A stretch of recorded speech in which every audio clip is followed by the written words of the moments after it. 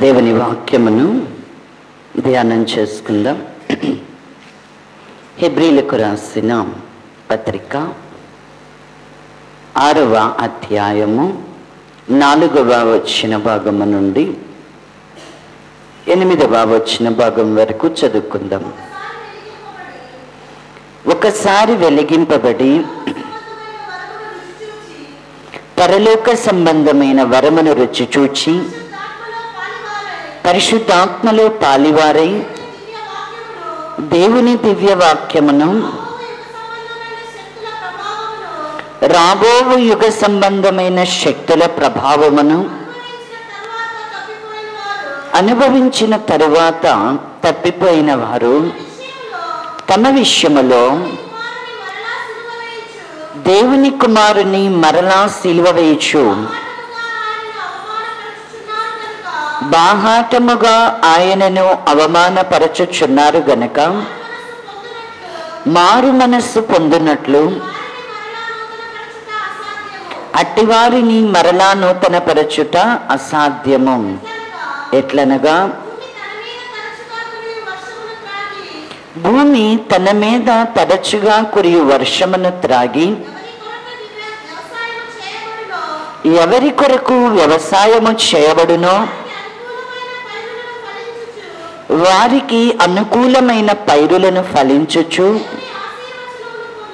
దేవుని ఆశీర్వచనము పొందును.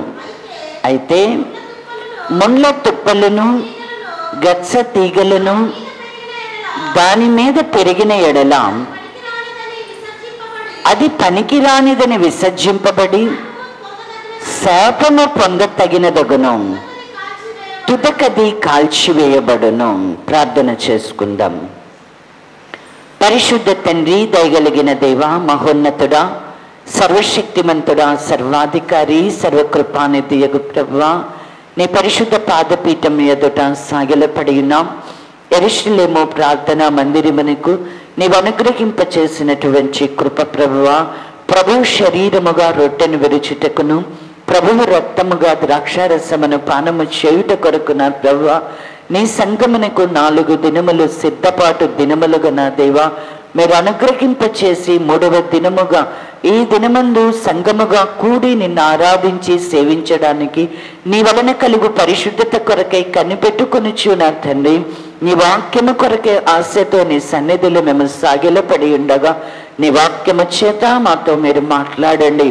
నీ వాక్యమే నా తండ్రి మా హృదయ అంతరింద్రియములను పరిశోధించుచున్నది, మమ్మలను పరిశుద్ధపరచుచున్నది. నీ వాక్యమును ఉదక స్నానము చేతనే పవిత్రపరచబడినటువంటి దేహములు కలిగిన వారముగా, నిర్దోషులముగా, నిందారహితులముగా నీ ఎదుట నిలువబడుటకు శక్తి కలవారు మగునట్లుగా నా ప్రభువా నీ స్వరాన్ని మాకు మీరు వినిపించమని, వినగలిగిన చెవి, గ్రహించగలిగిన హృదయము, వాక్యానుసారమైన నడత నీ సంగమైన మాకు నీ సన్నిధులు నేర్పించి నా తండ్రి వాగ్దానము చేసిన నిత్య జీవము కొరకు భద్రము చేయమని నజరేయుడైన యేసుక్రీస్తు పరిశుద్ధ నామములో అడిగి ప్రార్థించి పొంది ఉన్నాము తండ్రి, ఆమేన్. దేవుని నామమునకు స్తోత్రములు. ప్రభువైన యేసుక్రీస్తు నామములో చేరుకుని వచ్చిన సంఘమంతటికి వందనాలు తెలియచేస్తూ ఉన్నాం. హెబ్రీలకు రాసినటువంటి పత్రిక 6వ అధ్యాయము 4వ వచన భాగం నుండి 8వ వచన భాగం వరకు మనము చదువుకొని ఉన్నాం. ఇది సాధారణంగా శుక్రవారము రాత్రికాల సమయంలో దేవుడు మనకు అనుగ్రహింప చేసినటువంటి ధ్యానం. అయితే మరి దేవుడు ఈ వాక్యాన్ని ముగింపులోనికి తీసుకొని వచ్చేట కొరకే ఈ దినాన్ని కూడా అనుగ్రహింప చేసి ఉన్నారు. ఇక్కడ ప్రభునందు ఏర్పరచబడినటువంటి మనము, ప్రభునందు పిలువబడినటువంటి మనము ఎలా ఉండాలా అంటే ఎప్పుడు కూడా చిన్నపిల్లల్లాగానే పసిపిల్లల్లాగానే మనం ఉండకూడదు. ఎలా ఉండాలా? ఎలాగైతే పుట్టినటువంటి పిల్లలు ఎదుగుచు వృద్ధిలోనికి వస్తారో అలాగే ప్రభువునందు పిలువబడినటువంటి వారు కూడా వృద్ధిలోనికి రావాలా. మనము పసిపిల్లల వలె ఎప్పుడు కూడా క్రీస్తుని గురించినటువంటి మూలోపదేశాన్ని మాత్రమే వినేవారిలాగా ఉండకూడదు. వాటికి మనల్ని మనము అప్పగించుకునేటువంటి వారిలాగా ఉండకూడదు. ఎందుకంటే క్రీస్తుని గూర్చినటువంటి అనేకమైనటువంటి సంగతులను మనం తెలుసుకోవలసినటువంటి అనేకమైనటువంటి సంగతులను క్రీస్తుని గూర్చి మనం తెలుసుకోవాలి అని అంటే మనలో ఏం కావాలా? ఎదుగుదల, ఆత్మీయ ఎదుగుదల అనేది, ఆత్మీయ అభివృద్ధి అనేటువంటిది మనలో ఉండాలి. చిన్నపిల్లల్లాగే ఉంటే చిన్నపిల్లలు ఏం త్రాగుతారు? పాలు త్రాగుతారు. వయసు వచ్చిన వారికి ఏమిస్తారు అంటే బలమైనటువంటి ఆహారము వారికి తగ్గును అని వ్రాయబడింది. కాబట్టి బలమైనటువంటి ఆహారాన్ని మనం తినాలి అంటే వయస్సు వచ్చినటువంటి వాళ్ళంగా మనము ఉండి దేవుడు క్రీస్తుని గూర్చినటువంటి అనేకమైన సంగతులను, క్రీస్తుని గూర్చినటువంటి మర్మాన్ని మనకి వివరించాలి అని అంటే మనం ఎలాంటి వాళ్ళమై ఉండాలి అంటే కనుక అభ్యాసము చేత మేలు కీడులను వివేచించగలిగినటువంటి జ్ఞానేంద్రియములను మనము కలిగిన వారమై ఉండాలి. ఎవరైతే అభ్యాసము చేత మేలు కీడులను వివేచించగలిగినటువంటి జ్ఞానేంద్రియాలను కలిగి ఉంటారో వీరే వయస్సు వచ్చిన వారు అని ఇక్కడ హెబ్రీ గ్రంథకర్త అర్థము తెలియచేస్తా ఉన్నాడు. అంటే వయస్సు వచ్చిన వారు. అయితే వయస్సు వచ్చిన వాళ్ళు పెద్దవాళ్ళమైన తర్వాత మనం పిల్ల చేష్టలు చేస్తామా? పౌలు గారిని గురించి మనం చెప్పుకున్నాం. కొరింథీయులకు రాసిన పత్రిక 13వ అధ్యాయములో వ్రాయబడి ఆయన పిల్లవానిగా ఉన్నప్పుడు పిల్లవానిలాగా మాట్లాడాడంట, పిల్లవాని చేష్టలను ఆయన చేశాడంట. అయితే పెద్దవాడు అయిన తర్వాత పిల్లవాని చేష్టలను నేను మానివేసి తిని అంటాడు. కాబట్టి ఇప్పుడు వయస్సు వచ్చిన వాళ్ళు ఏం చేయాలి అంటే నిర్జీవమైనటువంటి క్రియలన్నిటినీ మనము విడిచిపెట్టాల. ఈ లోకము యొక్క మూలపాఠాలే కానీ లేక క్రీస్తుని గూర్చినటువంటి మూలోపదేశమునే కానీ, అంటే విశ్వాసమును గూర్చి కానీ లేకపోతే బాప్తిస్మమును గూర్చిన బోధ కానీ, నిత్యమైన తీర్పు, హస్త నిక్షేపణం, వీటిని గూర్చి మనం వినడము అనేటువంటి, అంటే ఇవి మరలా మరలా మనకి అవసరం అనేది. అంటే ఒక ఇల్లు కట్టాలి అంటే, ఒక కట్టడం కట్టాలి అంటే ఏం చేయాలంట? పునాది అనేది ఒక్కసారి వేస్తాం. అయితే ఇప్పుడు క్రీస్తు గృహముగా, ఒక గృహంగా కట్టబడుతున్నాం, ఒక దేవాలయంగా మనం కట్టబడుతున్నామంటే క్రీస్తుని గూర్చినటువంటి మూలోపదేశం, విశ్వాసాన్ని గూర్చి, బాప్తిసాన్ని గూర్చి, తీర్పును గూర్చి, హస్తనిక్షేపణ, వీటన్నిటిని గూర్చి మనకు ప్రకటింపబడిన తర్వాత మరలా వీటి యొక్క అవసరత అనేటువంటిది దేవుని సంఘానికి మాటి మాటికి అవసరం అనేది లేదు. అయితే రక్షింపబడినటువంటి సంఘము, ప్రభువునందు విశ్వసించిన సంఘము, బాప్తిసం పొందినటువంటి సంఘము, ప్రజలు ఎలా ఉండాలి అంటే సంపూర్ణులు మగడానికే సాగిపోవాలి అనేది మనం నేర్చుకొని ఉన్నాం. ఇప్పుడు ఒకవేళ దేవుడు గనుక అలా సెలవిస్తే మనం అలాగున చేయుదము అని చెప్తున్నాడు.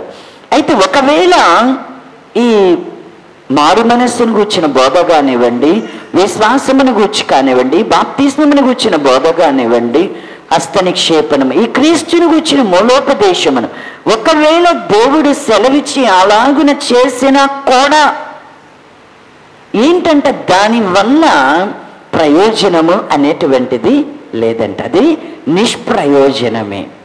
ఎందుకు అంటే ఒకసారి వెలిగింపబడిన మీదట పరలోక సంబంధమైనటువంటి వరములను రుచి చూచిన తర్వాత, పరిశుద్ధాత్మలో పాలివారైన తర్వాత, దేవుని యొక్క దివ్యవాక్యాన్ని, రాబోయేటువంటి యుగ సంబంధమైన శక్తుల యొక్క ప్రభావాన్ని రుచి చూచిన తర్వాత మనం కనుక తప్పిపోతే ఎప్పుడు మరలా మనకి పునాది దగ్గరికి వెళ్తాం? ఎప్పుడు మరలా మన మూలోపదేశానికి వెళ్తాం అంటే ఎప్పుడు మనకి ఆ ప్రకటన అవసరం? బాప్తిసాన్ని గూర్చిన బోధ, ఆది యందు దేవుడు మమ్మల్ని సేవా పరిచర్యలోనికి పిలిచిన దినాలలో దేవుడు మాతో వాక్యంను గూర్చి మాట్లాడుతూ ఉన్నప్పుడు విశ్వాసాన్ని గూర్చి, మారు మనస్సును గూర్చి, బాప్తిసాన్ని గూర్చి, మరి దేవుడిచ్చే రక్షణ ఎలాంటిది, వీటన్నిటిని గూర్చి పరిశుద్ధాత్ముడు వాక్యం ద్వారా దేవుని మందిరంలో మాట్లాడుతూ ఉన్నప్పుడు అంతకు పూర్వం బాప్తిసం తీసుకున్న వాళ్ళందరూ ఏమనేవాళ్ళంటే ఇట్టి సంగతులు మాకు తెలియవే, మాకు ఇవన్నీ ఎవరూ బోధించలేదు, వీటిని గూర్చి మేము వినలేదు, బాప్తిసాన్ని గూర్చి మాకు ఇంత లోతుగా ఉన్నది, రక్షణ అంటే ఇది అనేది మాకు తెలియదు, కానీ మేమేం తీసుకున్నాము? బాప్తిసం తీసుకున్నాము, మేము విశ్వాసం కలిగి ఉన్నాము అని చెప్పి అలాంటి సమయములలో ఈ బోధ అనేటువంటిది దేవుడు సంఘాన్ని ఎలా నడిపించారు అంటే దేవుడు తాను సిద్ధపరిచిన మార్గంలో నడుచుకోవడానికి విశ్వాసమును కూర్చున్నటువంటి బోధ. అంటే వారికి తెలియకనే వారు ఏం చేశారు? ఖచ్చితంగా తెలియని దానిని మనం ఎప్పుడు కూడా ఆరాధన చేయకూడదంట. నాకు తెలియదు అనకూడదు. మనం ఖచ్చితంగా ప్రభు దగ్గరికి వచ్చాము అంటే తెలిసినదే. ప్రభు ఎవరో మనకి ఎరగాల, దేవుడెవరో మనము ఎరిగి ఉండాల, విశ్వాసం అంటే ఏంటో మనకి తెలియబడాలి, మారు మనస్సు అంటే ఏంటి, రక్షణ అంటే ఏంటి, బాప్తిస్మం అంటే ఏంటి, పరిశుద్ధాత్మ అంటే ఏంటి, పరిశుద్ధాత్మ వరాలు ఏంటి, నిత్య జీవం అంటే ఏంటి, నిత్య జీవన గురించి నిరీక్షణ ఏంటి, ఇవన్నీ కూడా మనకి తెలియబడాలి.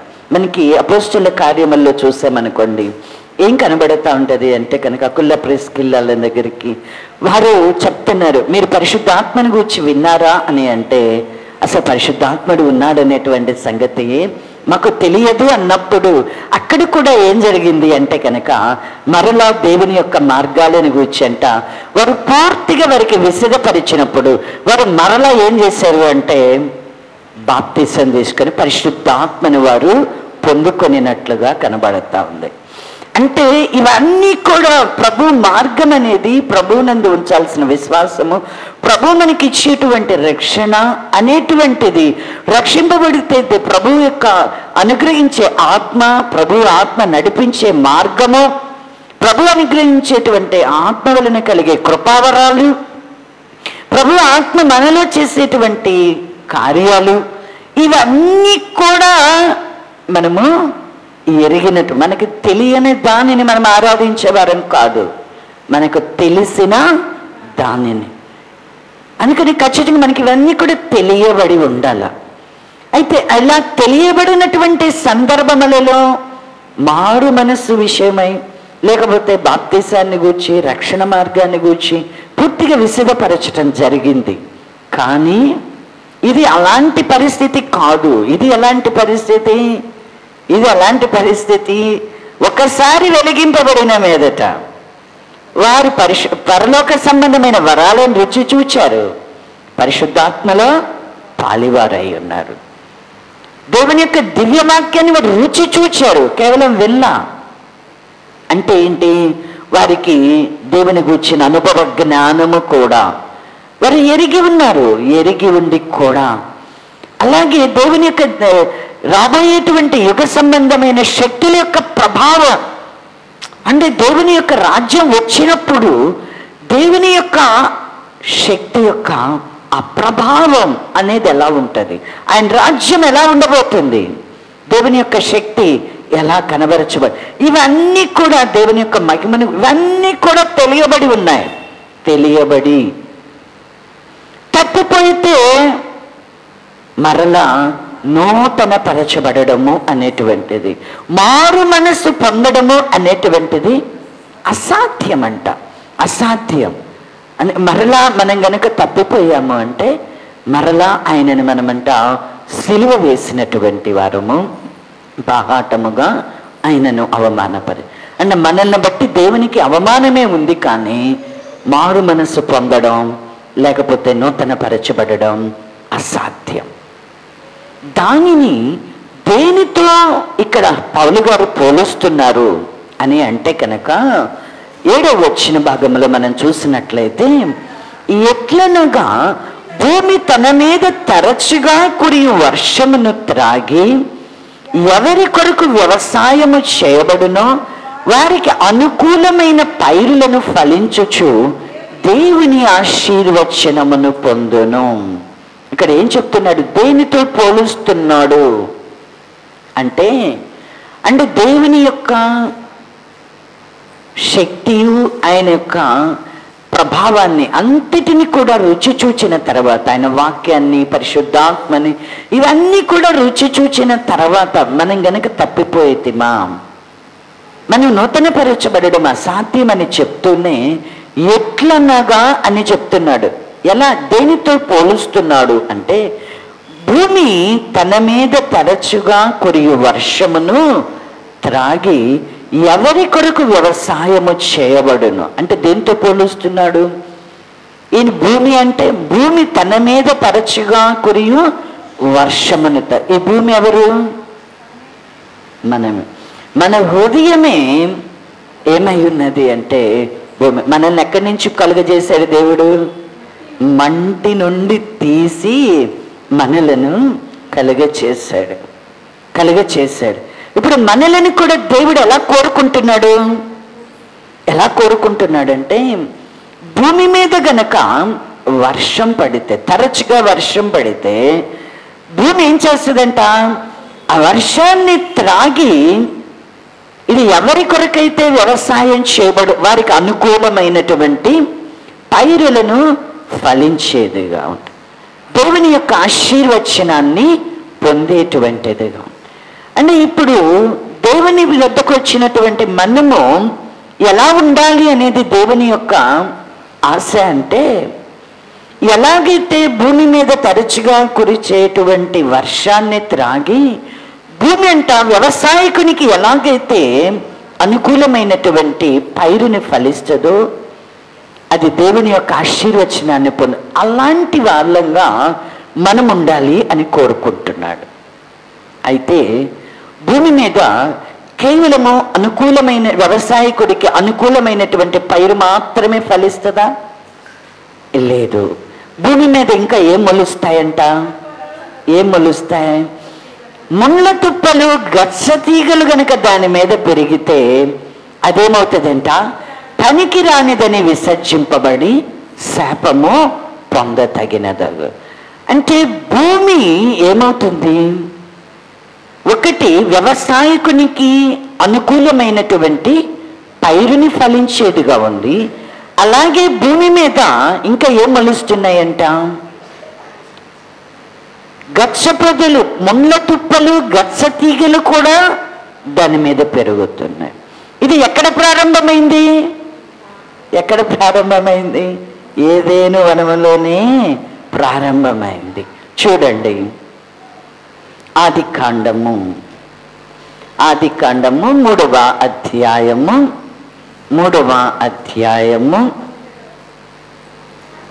17వ వచన భాగమును చదువుకుందాం.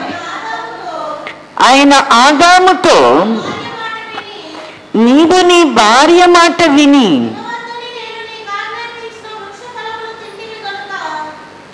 తినవద్దని నేను నీకు ఆజ్ఞాపించిన వృక్షఫలములు తింటివి గనక నీ నిమిత్తము నేల శపింపబడి ఉన్నది. ప్రయాసముతోనే నీవు బ్రతుకు దినములన్నీ దాని పంట తిందువు. అది ముండ్ల తుప్పలను, గచ్చ పొదలను నీకు మొలిపించును. పొలములోని పంట తిందువు. నీవు నేలకు తిరిగి చేరు వరకు నీ ముఖపు చెమట కార్చి ఆహారము తిందువు. ఏలయనగా నేల నుండి నీవు తీయబడితివి, నీవు మన్నే గనక తిరిగి మన్నైపోదువని చెప్పాను. ఆదామును బట్టి ఎవరు శపింపబడ్డారంట? నేల శపింపబడిందంట. భూమి శపింపబడతా ఉన్నది. నీవు నీ భార్య మాట విని తినవద్దని నేను నీకు ఆజ్ఞాపించిన వృక్ష ఫలములు తింటివి గనుక. నాకు ఈ మాట చెప్పేటప్పుడు అబ్రహాం గారు కూడా గుర్తొస్తున్నారు. ఖచ్చితంగా ఇక్కడ పక్షపాతం లేకుండా చెప్పాలా, పురుషులైనటువంటి వారు భార్య మాట వినేటప్పుడు ఖచ్చితంగా జాగ్రత్త అనేటువంటిది అవసరం. ఆదాము ఏం చేశాడంట? భార్య మాట విని, నీవు నీ భార్య మాట విని తినవద్దని నేను నీకు ఆజ్ఞాపి. దేవుడు ఎవరితో మాట్లాడాడు?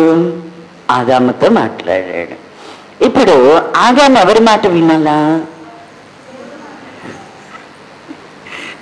దేవుని మాట వినాలి. కానీ ఆదాము ఎవరి మాట విన్నాడు? ఎవరి మాట విన్నాడు?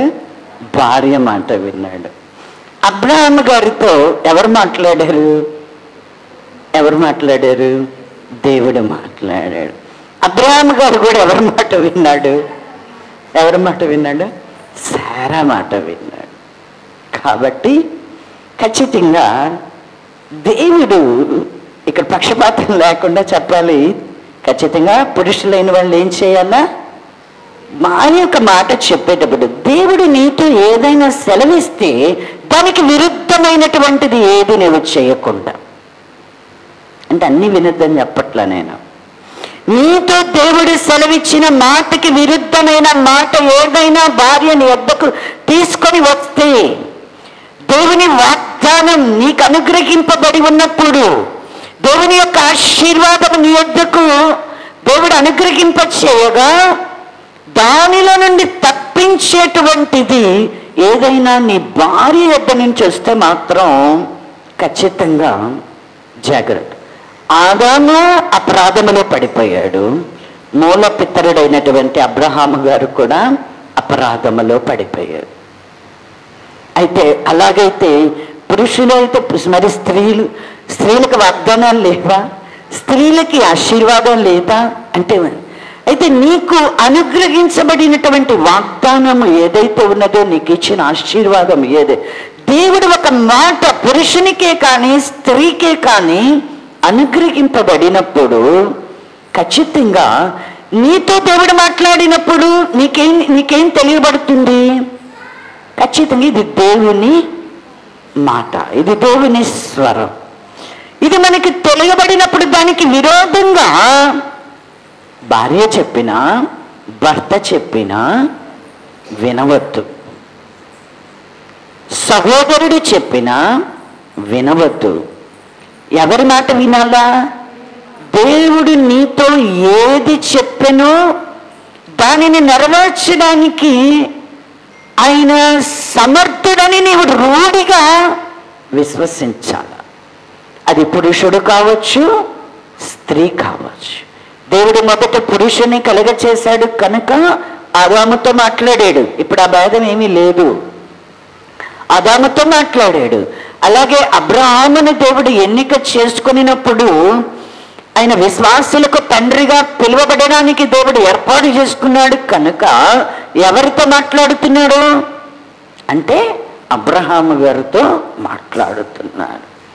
అలాగే దేవుడు ఎవరితో ఏది మాట్లాడినో అది పురుషుడైనా సరే స్త్రీ అయినా సరే ఎలా ఉండాలి అని అంటే, దేవుడు చెప్పిన దానికి విరోధంగా ఏది చేయుటకు కూడా నిన్ను నీవు అప్పగించుకోవద్దు. అయితే ఇక్కడ నేల శపింపబడింది. ఈ శపింపబడినటువంటి నేల ఏమవుతుంది అంటేనంట, ఇది అనుకూల వ్యవసాయం చేసేటువంటి ఆదాము గారికి మంచి పంటని ఇస్తుంది. అలాగే నేల మీద ఏం మొలుస్తున్నాయంట? ముండ్ల తుప్పలు, గచ్చపొదలు కూడా నీకు మొలిపిస్తుంది. అయితే ఆదాము గారు ప్రయాసముతోనే ఏం చేస్తాడంట, నేలకు తిరిగి చేరే వరకు కూడా నీ ముఖము చెమట కాచి నీవు ఆహారాన్ని తింటాడు. ఏం తింటాడు? మంచి పైరునే తింటాడు. అయితే భూమి మాత్రము, శపింపబడినటువంటి నేల మాత్రం ఏమిస్తుంది? వ్యవసాయకునికి అవసరమైనటువంటి మంచి పైరుని ఇస్తుంది. అలాగే అదే భూమి మీద ఏం మొలుస్తున్నాయి? ఇది దేని వల్ల వచ్చింది? భూమిని శపించడం వలన, భూమిని శపించడం వలన భూమిలో నుండి ఏమి మొలుస్తుంది అంటే ముండ్ల తుప్పలు, గచ్చపొదలు కూడా మొలుస్తూ ఉన్నాయి. ఇప్పుడు మనలను దేనితో పోలుస్తున్నాడు? భూమితో పోలుస్తున్నాడు. భూమి ఎలా? భూమి మీదంట తరచుగా కురిసేటువంటి వర్షాన్ని త్రాగి ఇదేం చేయాలా?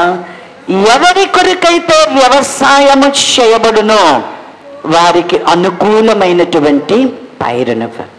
మనం ఇప్పుడు ఎవరము? దేవుని వ్యవసాయం. ఇప్పుడు దేవుడు మనల్ని ఏం చేస్తున్నాడు? వ్యవసాయం చేస్తున్నాడు. ఇప్పుడు మనము భూమి అయితే మనము వ్యవసాయకునికి ఏం చేయాలంట? అనుకూలమైనటువంటి పైరుని ఫలించాల. చూడండి, కొరింథీయులకు రాసిన పత్రిక 3వ అధ్యాయము. కొరింథీయులకు రాసిన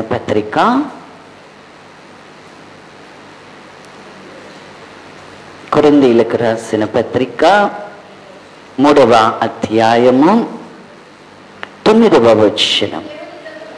మేము దేవుని జత పనివారమై ఉన్నాము, మీరు దేవుని వ్యవసాయమును దేవుని గృహమునై ఉన్నా. అంటే ఇప్పుడు ఏమై ఉన్నాము? మనం దేవుని వ్యవసాయమై ఉన్నాడు. ఇప్పుడు మనం ఏమై ఉన్నాము? భూమి. ఇప్పుడు ఆయన వ్యవసాయకుడై ఆయన పొలమును సాగు చేస్తూ ఉంటే, ఇప్పుడు వ్యవసాయకునికి అనుకూలమైనటువంటి పైరుని భూమి ఏమి చేయాలా?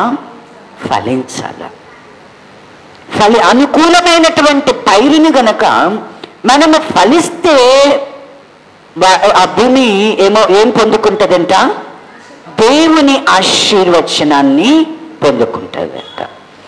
అదే భూమి తరచుగా కురిసేటువంటి వర్షాన్ని గనక త్రాగి వ్యవసాయకునికి అనుకూలమైనటువంటి పైరును ఫలించక, ఏ వ్యవసాయకుడైనా ముండ్ల తుప్పలు గచ్చ పొదలు మొలవాలని కోరుకుంటాడా? లేకపోతే గడ్డి మొలవాలని కోరుకుంటాడా? మనం ఇప్పుడు వ్యవసాయం చేసేవారమైతే వ్యవసాయకుడు ఏం కోరుకుంటాడు?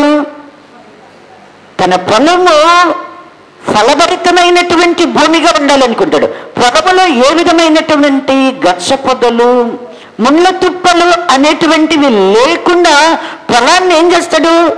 బాగా దున్ని దానిలో ఉన్నటువంటి గచ్చ పొదలను, బలిరక్కసి చెట్లు ఏవైతే కలుపు మొక్కలు అన్నిటినీ కూడా దున్ని సాగు చేసుకొని అప్పుడు విత్తనం వేస్తాడు. అంతేనా? అప్పుడు విత్తనం వేస్తే వ్యవసాయకునికి భూమి ఏం చేయాలి? అనుకూలమైన పైరుని ఫలించాలని కోరుకొని ఈ లోక సంబంధంగా కూడా మనం వ్యవసాయం చేస్తూ మనము పైరు కోసము విత్తనం వేస్తాము. లేకపోతే దానికి చీడ పురుగు అంటకుండా, తెగులు అంటకుండా దాన్ని సంరక్షించుకుంటూ కాపాడుకుంటూ ఇంటికి పంట వచ్చేటంత వరకు కూడా వ్యవసాయకుడు కనిపెట్టుకుని ఉంటాడు, ఓపికతో కనిపెట్టుకొని ఉంటాడు. మరి ఇప్పుడు మన దేవుడు మనల్ని కూడా దేనితో పోలుస్తున్నాడు? మనము దేవుని వ్యవసాయం. మనం ఏమై ఉన్నాము అంటే భూమి అయి ఉన్నాం. ఇప్పుడు ఈ భూమి దేవునికి అనుకూలమైనటువంటి పైరుని ఫలించాలి అని అంటే ఇప్పుడు ఈ వర్షం ఎలాంటి వర్షం కురవాల మన మీద? ఏ వర్షం కురిస్తే దేవునికి అనుకూలమైన, ఇప్పుడు ఇది పోలికే కానీ పొలాన్ని గురించి మాట్లాడుకోవడం లేదు, వర్షాన్ని గురించి మాట్లాడుకోవడం లేదు, లేకపోతే పంటని గురించి మాట్లాడుకోవడం లేదు. ఎవరిని గురించి మాట్లాడుకుంటున్నాం? దేవుని సంఘము. దేవుడు తాను ఏర్పరచుకుని ప్రజలు ఎలా ఉండాలని కోరుకుంటున్నాడు. అయితే మనం ఎలా ఉన్నాం అనేటువంటిది మనల్ని మనము పరీక్షించుకుంటున్నాం. వ్యవసాయకునికి అనుకూలమైనటువంటి పైరుని ఫలిస్తున్నామా, లేకపోతే ఈ భూమిలో ముండ్ల తుప్పలు గచ్చ పొదలు మొలుస్తున్నాయా? ఆశీర్వచనాన్ని పొందుతున్నామా, శాపగ్రస్తులంగా మారుతుంది? మనం ఎలా ఉన్నామనేటువంటిది మనల్ని మనం పరీక్షించుకున్నాం. ఇక్కడ ఈ భూమి ఎలాగైతే మనకి భూమి మీద వర్షం కురిస్తే వ్యవసాయకునికంట అనుకూలమైన పైరు వస్తుంది. అయితే ఇప్పుడు దేవుడు మన మీద కురిపించేటువంటి వర్షం ఏంటి? ఎలాంటి వర్షాన్ని దేవుడు మన కొరకు అనుగ్రహింపచేస్తున్నాడు అంటే చూడండి, ద్వితీయోపదేశ కాండము 32వ అధ్యాయము ద్వితీయోపదేశ కాండము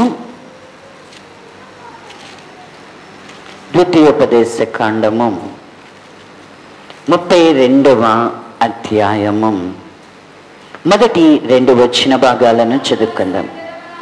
ఆకాశమండలమా చెవియొగ్గుము, నేను మాట్లాడుదును. భూమండలమా నా నోటి మాట వినుము. నా ఉపదేశము వానవలే కురియును, నా వాక్యము మంచు వలెను, లేత గడ్డి మీద పడు చినుకుల వలెను, పచ్చిక మీద కురియు వర్షము వలెను ఉండును. నేను యెహోవా నామమును ప్రకటించెదను, మన దేవుని మహాత్మ్యమును కొనియాడుడి.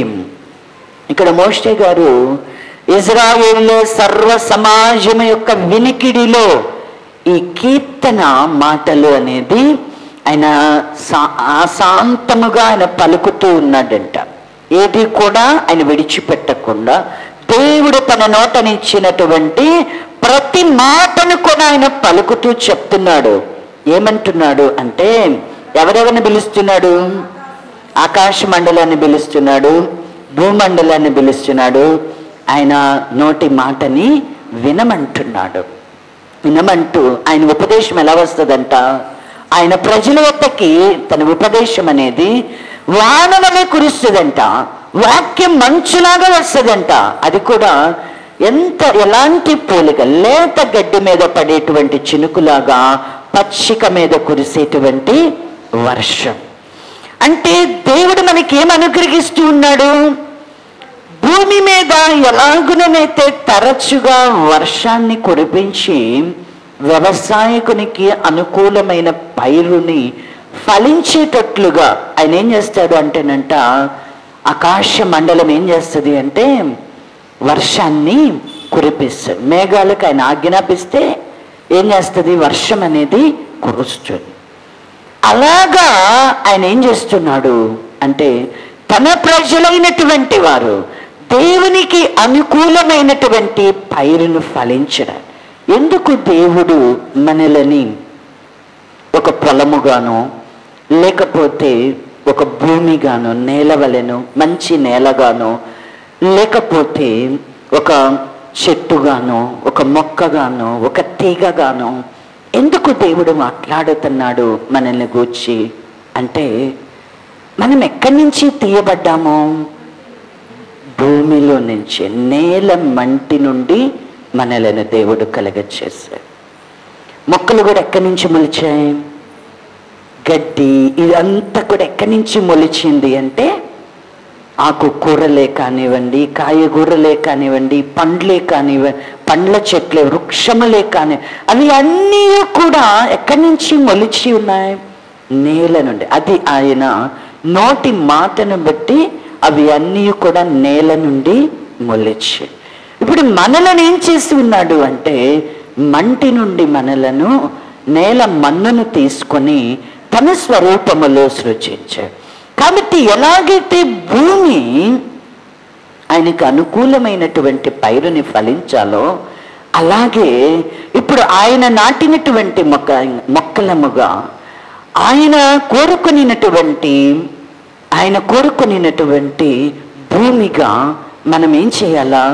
ఆయన కొరకు మనము ఫలించాలి. ఆయనకు అనుకూలమైన పైరుని మనము ఫలించాలి అని దేవుడు మనము ఆయనకు అనుకూలమైనటువంటి పైరు మనం ఫలించాలి అంటే, మన మీద ఆయన కురిపించేటువంటి వర్షము, మంచు ఏమిటి అంటే కనుక ఆయన వాక్యమే.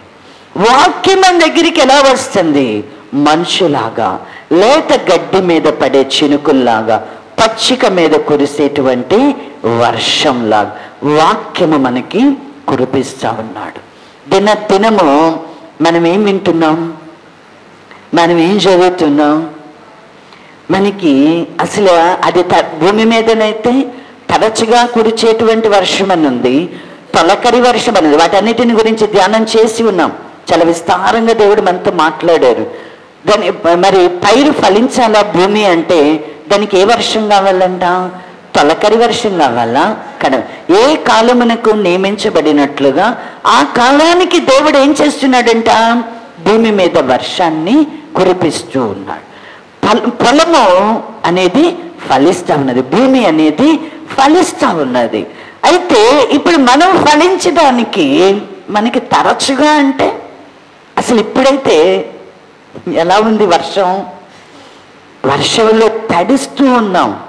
అసలు ప్రతి దినము దేవుని వాక్యమే, ప్రతి ఉదయము దేవుని, ఏ సమయంలో సమయం అసమయం అనకుండా. అందుకే దావీదు గారు అంటాడు దివారాత్రులు. అంటే నీవు ఎంతగా దీనిని ధ్యానం చేయవచ్చు, ఎంతగా నీవు ధ్యానం చేయొచ్చు, ఎంతగా నీవు దేవుని వాక్యం ఎంతగా నీవు ఆనందించవచ్చు, సంతోషించవచ్చు అని అంటే ఎలా ఇచ్చాడు దేవుడు మనకి? వర్షములాగా, మంచు లేత గడ్డి మీద పడేటువంటి మంచులాగాను, చినుకుల్లాగాను, పచ్చిక మీద కురిసేటువంటి వర్షంలాగా దేవుని యొక్క వాక్యము, ఆయన యొక్క ఉపదేశం అనేటువంటిదంట దేవుని ప్రజలకి ఆయన అనుగ్రహింపజేస్తున్నారు. ఇప్పుడు దేవుని యొక్క వాక్యాన్ని మనం వింటున్నాము అంటే, దేవుని వాక్యాన్ని మనం వింటున్నాము అంటే మనము ఎలా ఉండాలా? ఫలభరితమైనటువంటి భూమిలాగా. ఆ ఫలభరితమైన భూమికి కూడా, అందుకే మనము నానా విధాలుగా అనుకుంటామని మనం ఏదైనా, ఎందుకంటే ఇజ్రాయేల్ ప్రజలు కూడా ఫలించారంట. ఎలాగా ఫలించారు? వారు ఎలాంటి ఫలాలను ఇచ్చారు అంటే ఆయనకు అనుకున్న ఫలాలు కాదు. ఎలాంటి ఫలాలు ఉన్నాయి? గడ్డి మొక్కలకి కూడా ఏముంటది? గడ్డి మొక్కలకి, ముళ్ళ తుప్పలకు కూడా ఏముంటాయి?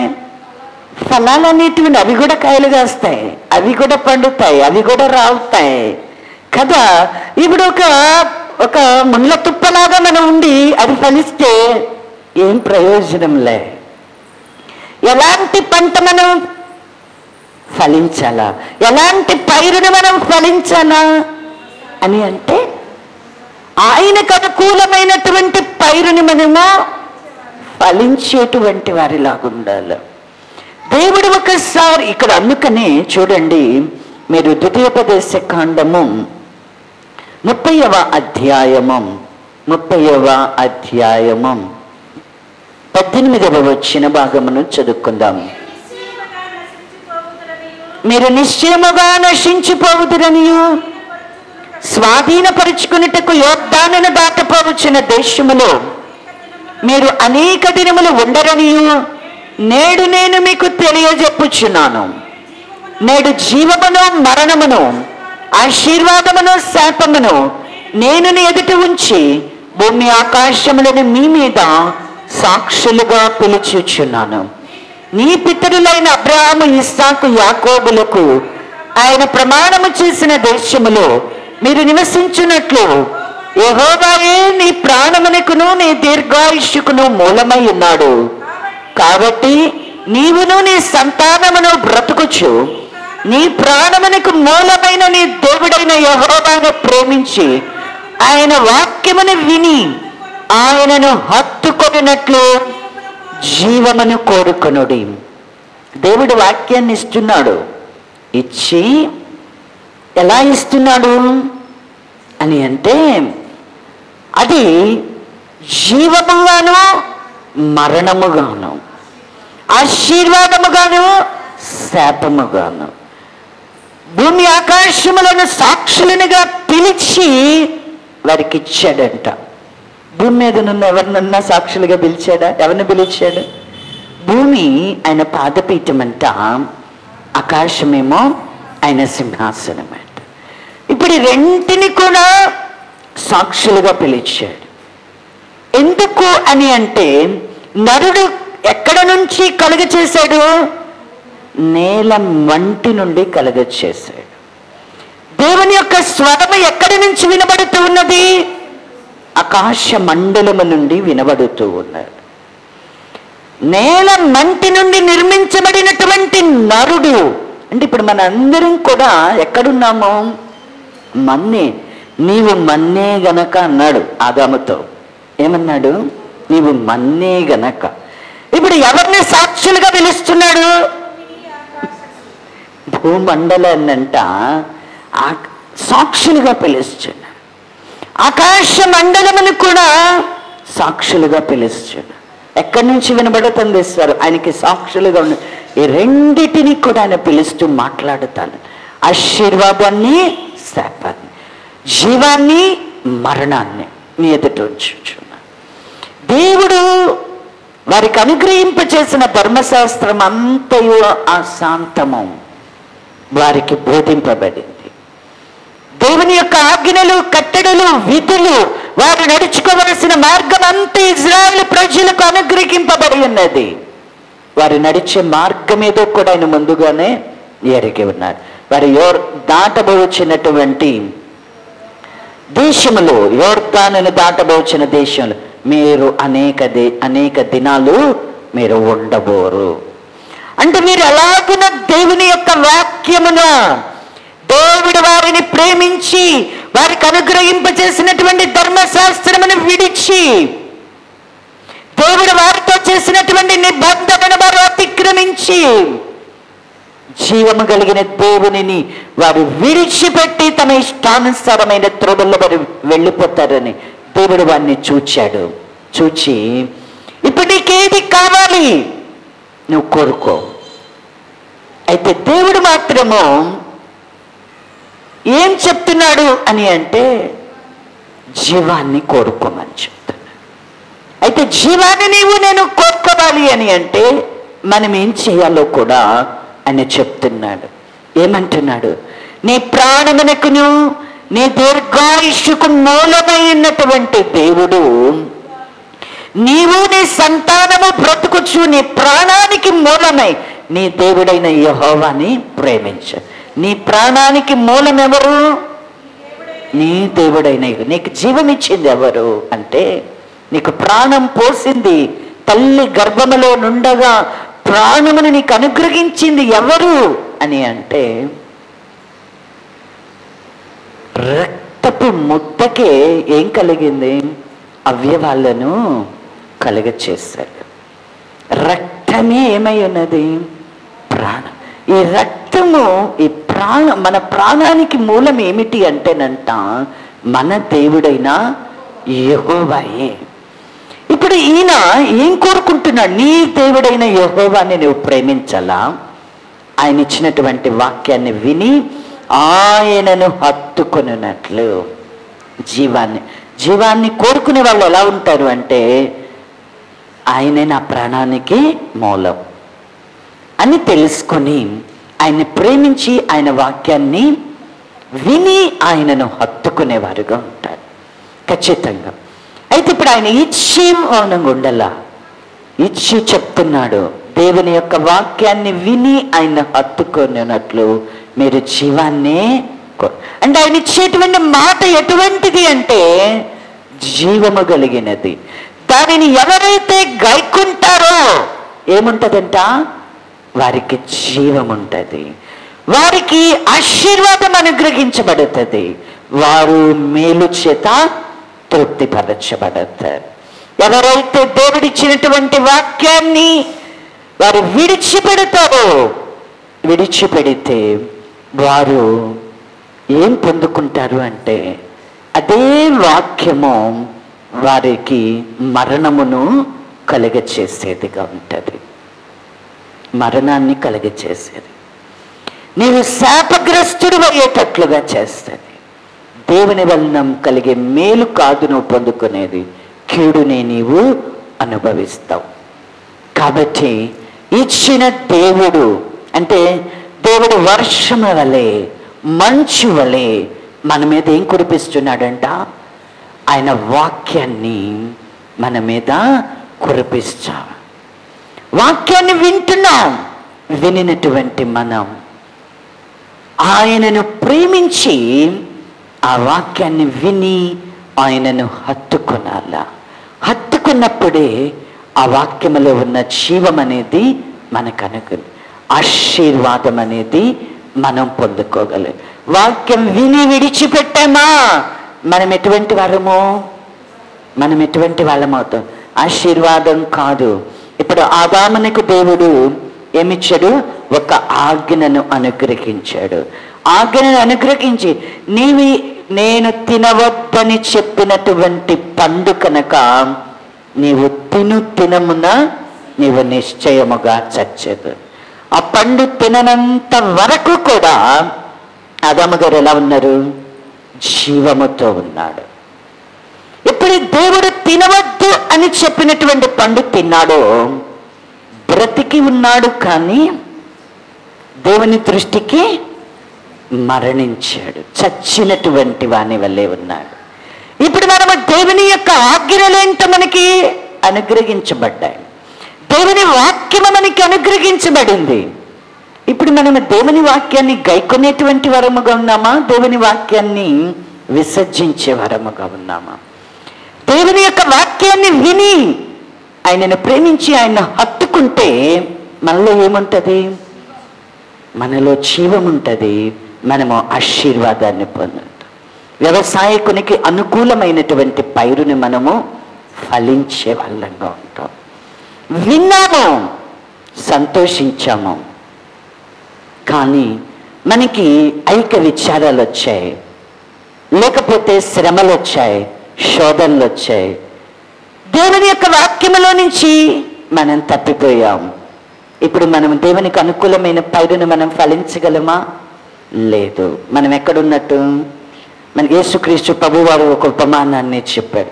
ఇప్పుడు అవన్నీ నేను చెప్పను, కానీ ఇప్పుడు అవేవి నేను చెప్పను కానీ మీకు బాగా తెలిసి ఉపమానాలన్నీ కూడా ప్రభు పరలోక రాజ్య మర్మాలను చెప్పేటప్పుడు కూడా ఈ ఉపమానములను గూర్చి మాట్లాడుతూ ఎలాగా యేసుక్రీస్తు ప్రభువారు విత్తువాని యొక్క ఉపమానం అనేది చెప్పారు.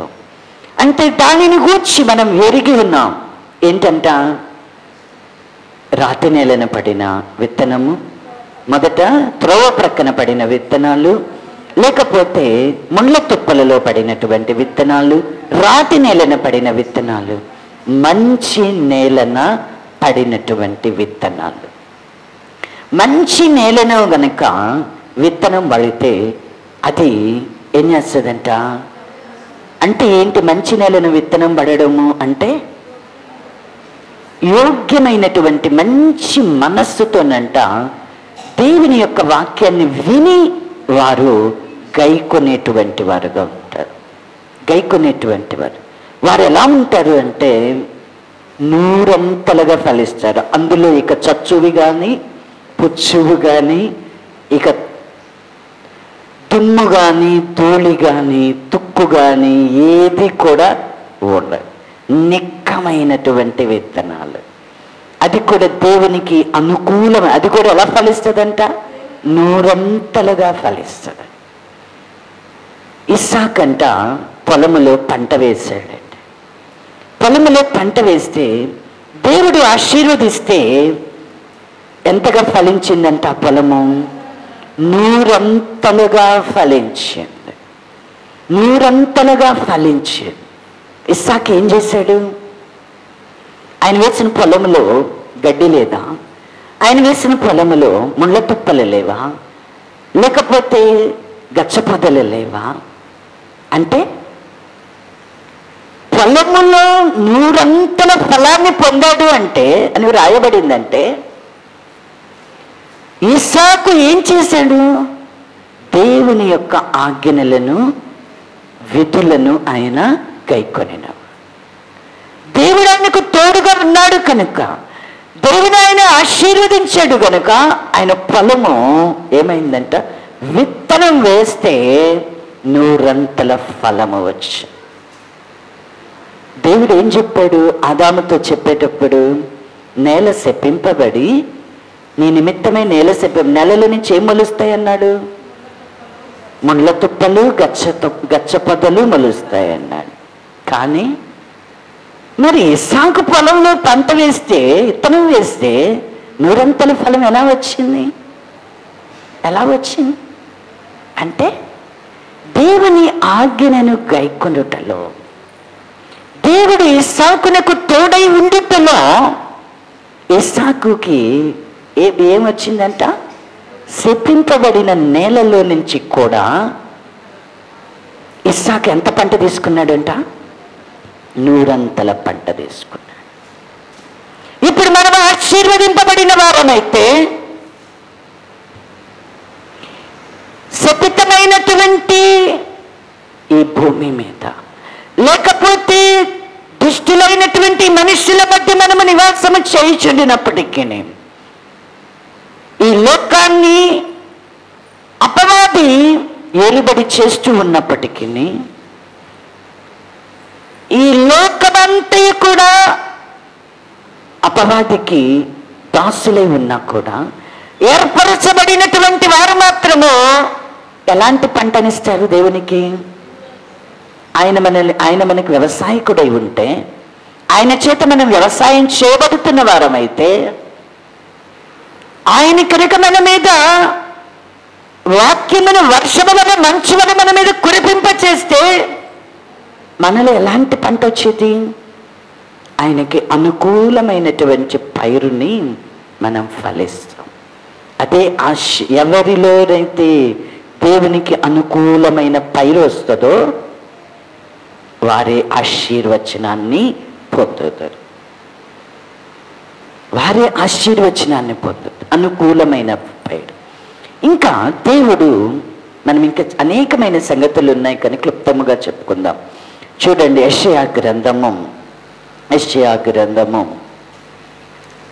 45వ అధ్యాయము. యెషయా గ్రంథము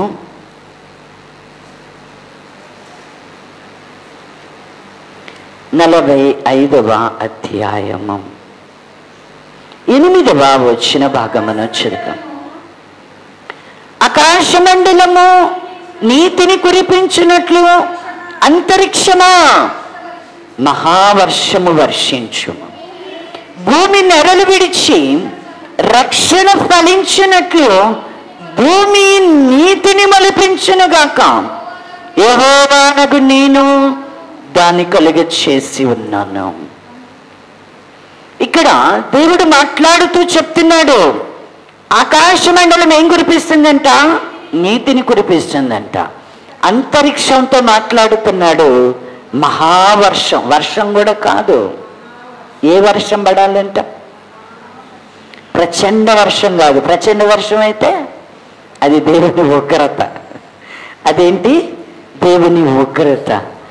ఆకాశపు వాకిండ్లను విప్పినప్పుడు ప్రచండమైనటువంటి వర్షం అంట భూమి మీద కురిస్తే ఏమైపోయింది? జీవము కలిగినటువంటి ప్రతి పశువే కానీ, మొక్కలే కానీ, మనుష్యుడే కానీ అన్నీ కూడా తుడిచిపెట్టుకుపోవాలి. ప్రచండమైనటువంటి వర్షం అయితే అది దేవుని యొక్క ఉగ్రతకి గుర్తు. అయితే ఇక్కడ కురిపించమంటున్నాడు, వర్షం కాదు. ఇందాక మనం దేవుని వాక్యం అయితే ఎలాగుందంట? మంచులాగా. దేవుని వాక్యం అయితే మంచులాగాను, దేవుని యొక్క వాక్యము వర్షము వలెను కురిపిస్తాడు.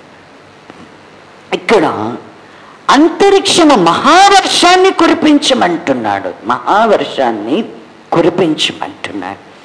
ఏంటి ఈ మహావర్షము అనేది? ఎందుకు ఇక్కడ ఏం కురిపించాలంటే నీతిని కురిపించాలండి. ఏం కురిపించాలా? నీతిని కురిపించాల. నీతిని కనుక కురిపిస్తే భూమి ఏం చేస్తుందంట? నెరలు విడిచి రక్షణ ఫలిస్తుందంట. భూమి ఏం చేస్తుందంట? నీతిని మొలిపిస్తుంది. అంటే ఇప్పుడు మనము ఒక వ్యవసాయకుడు కనుక పొలమును వ్యవసాయం చేస్తే, ఇప్పుడు గోధుమ విత్తనాలు చల్లాడు అనుకో, ఏం పంట వస్తుంది? గోధుమ పంట వస్తుంది. అవునా? ఎవల చల్లాడు అనుకో ఏమొస్తుంది? ఎవల పంటను కోస్తాడు. మనం ఏది విత్తుతామో దానినే కోస్తాం. అయితే ఇప్పుడు దేవుడు తనకు అనుకూలమైనటువంటి పైరుని ఫలించమని దేవుని యొక్క వాక్యమును మనకి అనుగ్రహింపజేశాడు. వాక్యము మాత్రమే మనకు అనుగ్రహింపజేశాడా? వాక్యము, ఆ వాక్యం ఏమై ఉన్నది అంటే కనుక దేవుని యొక్క నీతి అయి ఉన్నది. దేవుని యొక్క నీతి అయి ఉన్నది. అందుకని అంటున్నాడు, ఆకాశ మండలము నీతిని కురిపించినట్లు అంతరిక్షమా మహావర్షాన్ని కురిపించు. ఇది నీతి అనేది మన మీదకి ఎలా రావాలంట? మహావర్షములాగా రావాలంట. వస్తే భూమి ఏం చేస్తుంది అంటే కనుక నెరలు విడిచేవి. బాగా ఎండినటువంటి నేలగా ఉన్నాం అనుకోండి, మనం బాగా ఎండిపోయి ఉన్నాం, అనేక సంవత్సరాలు అయిపోయింది అసలు వర్షం పడి. ఏలియా గారి కాలంలో, నాహాజు గారి కాలంలో గనక 7 సంవత్సరాలు వర్షం లేకుండా ఉన్నట్లుగా ఉన్నామనుకోండి, భూమి ఏం చేస్తుంది? నెరలు విడిచింది. నెరలు విడిచినప్పుడు ఒక సాధారణమైనటువంటి వర్షం కురిసింది అనుకోండి, భూమి మెత్తపడిద్దా? దానిలో విత్తనం వేస్తే అది మొలకెత్తిద్దా? లేదు. అంటే ఇప్పుడు ఏం కావాలా? నెలలు విడిచినటువంటి భూమి ఏం కావాలంటే మహావర్షం కురిపించబడాల. అందుకనే ఆయన అంటున్నాడు, ఆకాశ మండలము నీతిని కురిపించేటట్లు అంతరిక్షమా మహావర్షమును కురిపించము. ఇంకా ఆకాశ మండలము కన్నా కూడా పైనుంచి రావాలి. ఇది ఇంకా ఎక్కడి నుంచి రావాలా? పైనుంచి, అంతరిక్షము నుండి మహావర్షాన్ని కురిపించమంటున్నాడు. ఈ మహావర్షం అనేది, నీతి అనేది మన మీద కనుక కురిపిస్తే భూమి ఏం చేస్తుందంటే నెరలు విడిచి రక్షణ అనేది ఫలిస్తుంది. అంటే మనం ఏం ఫలించాలా? దేవునికి అనుకూలమైనటువంటి పైరు, వ్యవసాయకునికి అనుకూలమైనటువంటి పైరు మనం ఫలించాలి అని అంటే మనం ఏం ఫలించాలా? రక్షణ అనేటువంటిది మనం ఫలించాల. అంతేనా? భూమిలో నుంచి ఇంకా ఏమి రావాలా? రక్షణ ఫలించేటట్లుగా ఏమి రావాలంటే భూమిలో నుంచి కూడా నీతే మొలిపించబడాల. భూమిలో నుంచి కూడా ఏమి రావాలా? ఏం కురిపించాడు? నీతిని మహావర్షంలా కురిపించాడు. ఇప్పుడు భూమి కూడా నెరలు విడిచి రక్షణ ఫలించాలి అంటే భూమిలో నుంచి ఏం మొలవాలి? నీతి అనేది మొలిస్తేనే. అంటే ఏది విత్తుతాడో దేవుడు దానినే పంటగా కోరుకుంటాడు. కానీ మనం మనకిష్టమైన ఫలాన్ని ఫలిస్తామంటే ఆయన ఒప్పుకోడు. మనకిష్టమైన ఫలాన్ని మనం అనుకుంటాం, మనకిష్టమైనట్టుగా మనం ఉండాలనుకుంటాం కదా, ఫలించాలి అనుకో. అంటే దేవుడు పరసంబంధమైన దాన్ని మనకి ఇవ్వడానికి పిలిస్తే భూమి మీద వర్ధిల్లుచు దేవుడు నన్ను ఆశీర్వదించాడు అనుకున్నాం అనుకోండి. అంటే భూ సంబంధమైన వాటిల్లో మనం వర్ధిల్లుతూ ఉంటే చాలా మంది కనులకి ఏం కనబడుతుంది? ఆశీర్వాదం అంటే భూమి మీద వర్ధిల్లడం అనేది. అంటే నీవు మంచి ఇండ్లను కట్టుకొని, లేకపోతే వనములను నాటుకొని, లేకపోతే వెండి బంగారాలను సంపాదించుకొని, వెలగలిగినటువంటి వస్త్రాలను ధరించుకొనడానికి, లేకపోతే వెలగలిగినటువంటి వాహనాలను సమకూర్చుకొనడం, అంటే సుఖభోగములతో ప్రవర్తించడమే ఆశీర్వాదం అని అనుకున్నాం. లేకపోతే ఐశ్వర్యాన్ని కలిగి ఉండడమే ఆశీర్వాదం అనుకుంటాం కదా. అయితే మనం ఆశీర్వాదం అనేటువంటిది దేవుడు ఎలా మన కొరకు సిద్ధపరిచాడు? మనకి మత్తయి సువార్త 25వ అధ్యాయంలో కనుక మనం చూస్తే వద్దు, మీకు బాగా తెలిసిందే. ఆశీర్వదింపబడిన వారులారా, లోకము పుట్టినది మొదలుకొని మీ కొరకు సిద్ధపరిచిన రాజ్యమును. ఆశీర్వదింపబడిన వాళ్ళ కోసం ఏం సిద్ధపరిచాడంట? దేవుడు ఒక రాజ్యాన్ని సిద్ధపరిచాడంట. ఒక రాజ్యాన్ని, ఆ సిద్ధపరిచిన రాజ్యములోనికి ఆశీర్వదింపబడిన వరకు. ఆశీర్వాదం అనేది ఎక్కడున్నది? అది కంటికి కనబడేదా? చెవికి వినబడేదా? కానే కాదు. అదృశ్యమైనటువంటిది ఉన్నది అని మనం రూఢిగా నమ్మడమే విశ్వాసము. ఆ విశ్వాసము ద్వారా కలిగేటువంటిదే ఆశీర్వాదం. ఇప్పుడు ఆశీర్వాదము అనేటువంటిది మనము పొందటము అనేది ఈ భౌతిక సంబంధమైనటువంటి వాటిలో, భూ సంబంధమైనటువంటి వాటిలో ఎంత మాత్రం దేవుడు ఉంచాల. ఇది పాత నిబంధనలోనైతే అబ్రహాము గారిని మనం చెప్పుకున్నట్లయితే అబ్రహాము గారు మిక్కిలి ధనవంతుడుగా మనకు కనబడతాడు. కానీ అబ్రహాము గారి యొక్క విశ్వాసం మాత్రం తనకిచ్చినటువంటి స్వాస్థ్యమైనటువంటి భూభాగాలను లేకపోతే వెండి బంగారాలను, లేకపోతే ఆయనకి ఇచ్చినటువంటి గొర్రె మేకలను, గాడిదలను, గుర్రాలను, వేటిని ఆయన చూడలేదు. ఏం చూశాడు? దేవుడు దేనికి శిల్పియు నిర్మాణకుడై ఉన్నాడో పునాదులు కలిగినటువంటి ఆపద. ఆశీర్వదింపబడిన వారి యొక్క ప్రతి ఒక్కరి యొక్క కన్ను ఎక్కడ ఉంటుంది? ఆశీర్వదింపబడిన వారి యొక్క మనస్సంతా ఎక్కడ ఉంటుంది అంటే, ప్రభు దేని కొరకు మనల్ని పిలిచాడో దాని కొరకే నియమించబడి. ఈ భూమి మీద జీవించేటువంటి కాలములో మనకి కలిగిన దానిని బట్టియో, మనకి లేని దాన్ని బట్టియో మనం ధనవంతులమనో మనం భేదవారమనో అనుకొనడానికి లేదు. నీవు దరిద్రుడవైనా సరే నీవెవరివి? ఆశీర్వదింపబడిన వాడవి. ఆశీర్వదింపబడిన వాడవి. ధనవంతుడైనంత మాత్రముగా అతను ఆశీర్వాదం పొందినవాడు కాదు. ఇప్పుడు దరిద్రుడైనటువంటి లాజరు ఉన్నాడు. ఎక్కడున్నాడు? ఆయన ధనవంతుడా కాదా? భాగ్యవంతుడా కాదా? అవునా? ఇప్పుడు మనం ఏం ఫలించాలా భూమి మీద? మనమే ఏమై ఉన్నాము? ఆయన కోరుకునేటువంటి భూమి. ఇప్పుడు ఇది భూమి. ఈ నేల అయితే శపింపబడింది. ఆదాము శపింపబడ్డా? తను అనుకూలమైన దానిని తను ఫలించలేదు కనుక తను తుదకు విసర్జింపబడ్డాడు. అపగ్రస్తుడని ఉన్నది. కానీ దేవుడు చూడండి, డైరెక్ట్గా ఆదాముని శపించల. దేన్ని శపించాడు? నేలను శపించాడు. ఎందుకు నేలను శపించాడు? తను తిన్న వృక్షఫలం ఎక్కడి నుంచి వచ్చింది? నేల నుండి పుట్టినటువంటి. తాను కలుగ చేసిన నరుడు ఎక్కడి నుండి పుట్టినాడు? నేల మంటి నుండి కలుగచేశాడు. నేల మంటి నుండి ఆయన కలుగజేశాడు గనక ఈయన డైరెక్ట్గా శపించకుండా ఏం చేస్తున్నాడు? నేలను మాత్రము శపించేశాడు.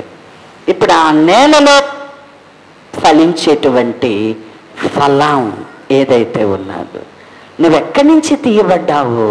బ్రతికినంత కాలమేమో ముఖము చెమట కాచుచు మంచి పైరుని నీవు తింటావు, ప్రయాసంతోనే తింటావు అన్నాడు. ఇప్పుడు మళ్ళీ తిరిగి ఎక్కడో పంపిస్తున్నాడు. నువ్వు మన్నే గనుక నువ్వు తిరిగి మన్నైపోవు, నీ పని నువ్వు చూసుకో, సర్దుకో అంటున్నాడు. ఇప్పుడు అలాగా మనం అనిపించుకోకూడదు. అర్థమైందా? ఇప్పుడు మనల్ని దేని కొరకు పిలిచాడు దేవుడు అని అంటే, ఇప్పుడు మనం ఏం ఫలించాలా? భూమి ఏం కావాలంటేనంట నెరలు విడవాల. నెరలు విడిచినప్పుడే ఎండిన. ఇప్పుడు మహావర్షము కురిసిందనుకోండి, పైరుకి సిద్ధంగా ఉన్న వర్షం భూమి మీద గనక మహావర్షం కురిసిందనుకో ఏమవుతుంది? మరలా తిరిగి దాన్ని వ్యవసాయకుడు ఏం చేయాలి అంటే సాగు చేయాలి. నెరలు విడిచినటువంటి భూమిని గనక, భూమి మీద గనక మహావర్షం పడింది అనుకోండి, అదేమైపోతుంది అంటే కనుక చదును చేయబడదు, మెత్తన చేయబడి విత్తనమును నాటుటకు అవసరమైన నేలగా మార్చబడదు. ఇప్పుడు ఈ మహావర్షము, ఎందుకంటే అంత పాపం అనేది ఉన్నది. ఈ మహావర్షం ఏంటి? పాపములో ఉన్నటువంటి నరులను రక్షించుట కొరకు ఆయన ఇప్పుడు ఏ వర్షాన్ని పంపిస్తున్నాడు అంటే నీతి అనేటువంటి మహావర్షాన్ని పంపిస్తున్నాడు. వాక్యం ఒక్కటి వస్తే చాలదంట. నీతి అనేటువంటి మహావర్షం కూడా కురిస్తేనే భూమి ఏమవుతుంది అంటే నరులు విడిచి అది అంట రక్షణ అనేది ఫలిస్తుంది. ఇప్పుడు ఈ భూమిలో నుంచి నీతి అనేది ఖచ్చితంగా మన నీతి అనేది ఎక్కడ మొలుస్తుంది? భూమిలో నుంచి మొలవాలి. ఎక్కడ అసలు నీతి అనేది ఎక్కడి నుంచి వస్తుంది? చూడండి, యెషయా గ్రంథం ఇప్పటికి మీరు చెప్పుండాల 32వ అధ్యాయము.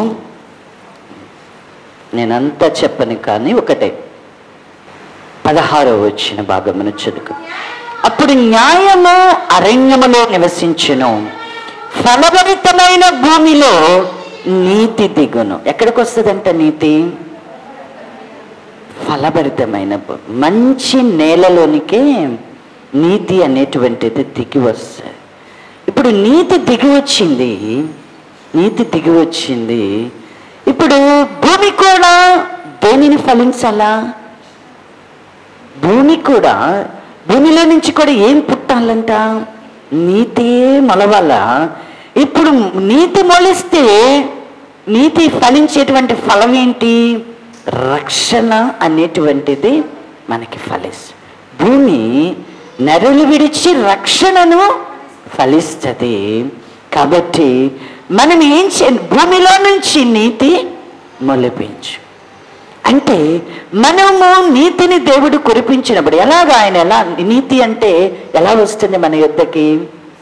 ఇప్పుడు దేవుని యొద్ద నుంచి దేవుని యొక్క నీతి అయిన ప్రభువు మన యొద్దకు దిగి వచ్చాడు. ఇప్పుడు ఆయనను మనము కలిగి ఉన్నాం, ఆ ప్రభువుని ఎరిగి ఉన్నాం. ఇప్పుడు ఈ భూమిలో నుంచి ఏం మొలవాలా? మనలో నుంచి ఏం మొలవాలి? నీతి అనేటువంటిది మొలవాల. అప్పుడే మనమంట రక్షణ అనేది మనం ఫలిస్తాం. భూమిలో నుంచి నీతి మొలవాల. కాబట్టి ప్రభువుని ఎరిగి ఉన్నామంటే సరిపోదు, ప్రభువునందు విశ్వాసం ఉంచానంటే సరిపోదు, నేను బాప్తిసం తీసుకున్నానంటే సరిపోదు, దేవుని యొక్క ఆత్మ నేను పొందుకున్నానంటే సరిపోదు, కృపా వరాలను పొందానంటే సరిపోదు. నీలో ఏం కావాలా? దేవుని యొక్క నీతి అనేది నీలో నుంచి మొలవాలి. అంటే నీవు నీతి గలదానవై నీవు నీతి గలదానవైతే నువ్వు దేన్ని ఫలిస్తావు? రక్షణను, దేవుడిచ్చే రక్షణను నువ్వు ఫలిస్తావు. అప్పుడే నీకేముంటుంది అంటే కనుక ఆశీర్వచనాన్ని పొందుతావు. చూడండి, కీర్తనల గ్రంథము మరి ఒక మాటను జ్ఞాపకం చేసుకుందాం. కీర్తనల గ్రంథము ఆ నీతి ఏమిటో కూడా ఇక్కడ చెప్పబడుతూ ఉన్నది. 72వ అధ్యాయము 72వ కీర్తన 6వ వచ్చిన భాగమును గనక మనం చూస్తే, గడ్డి కోసిన పీటి మీద కురి వానవలెను, భూమిని తడుపు మంచి వర్షము వలెను అతడు విజయము చేయును. ఇక్కడ ఎవరిని గురించి రాయబడుతుంది? సొలొమోను గారు ఎవరిని గురించి చెప్తున్నారు? ఇక్కడ గడ్డి కోసిన బీటి మీద కురిసేటువంటి వానలాగా, భూమిని తడిపేటువంటి మంచి వర్షంలాగా అతడు విజయము చేయును. వర్షంలాగా, వానలాగా ఎవరొచ్చారంట మన దగ్గరికి? ప్రభు అయిన యేసుక్రీస్తే. యేసుక్రీస్తే ఎలా వచ్చాడు? భూమి మీదకి ఎలాగైతే వర్షం వస్తుందో, ఎలాగైతే మంచు పడుతుందో అలాగంట. ఎక్కడంట? అది కూడా గడ్డి కోసిన బీటి మీద కురిసేటువంటి వానలాగంట, భూమిని తడిపేటువంటి మంచి వర్షంలాగా. ఇప్పుడు ఆయనే వచ్చాడు మంది, అతడు విజయము పొందును.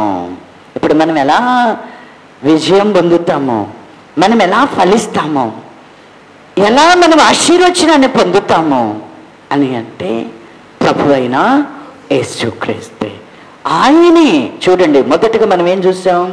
వాక్యం అంట మంచులాగా, వర్షంలాగా. తర్వాత ఏం చూస్తున్నాం? నీతి అనేటువంటిదంట వర్షములా. ఆకాశ మండలం అంట మహావర్షాన్ని కురిపిస్తాడు, భూమి నెరలు విడిచి రక్షణ ఫలిస్తాము. ఇప్పుడు ఈ వాన ఏంటి అసలు? మన దగ్గరకు వచ్చిన ఈ వాన ఏంటి? వాక్యం అవ్వనివ్వండి, పరిశుద్ధాత్మ అవ్వనివ్వండి. చూడండి, వానని గురించే మనం గనక చూస్తే ఈ రెండు కూడా, వాక్యము పరిశుద్ధాత్మ, ఈ రెండే. యెషయా గ్రంథము